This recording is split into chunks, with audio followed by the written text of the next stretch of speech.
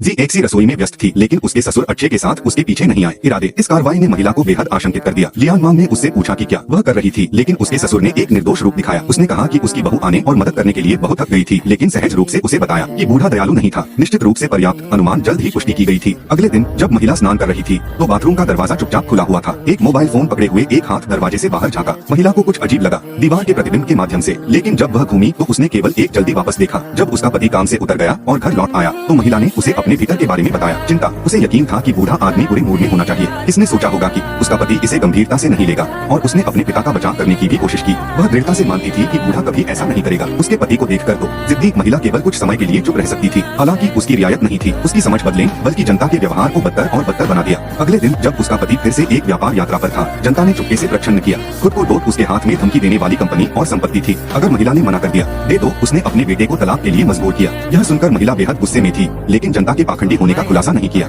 मुखौटा, उसने गुस्से में आदमी को सख्त होने का नाटक करने के लिए मजबूर किया, बस अपने स्वास्थ्य का बहाना करने के लिए। वह कुछ दिनों के लिए समय में देरी। 2 दिन बाद बूढ़ा जल्दी में उसके पास आया। बस जब उसने सोचा कि वह के बारे में था सफल, वह अपने बेटे के दरवाजे के बाहर दिखाई दिया था कि पता नहीं था। यह पता चला कि में पति के चेहरे को देखकर महिला को लगा झटका। लंबे समय तक सोचा, अंत में उसने अपने पति को इस बारे में बताने का फैसला किया। अब उसके बेटे के चेहरे में हैरान और में आंखें बूढ़े आदमी के पास कहने के लिए और कुछ नहीं था।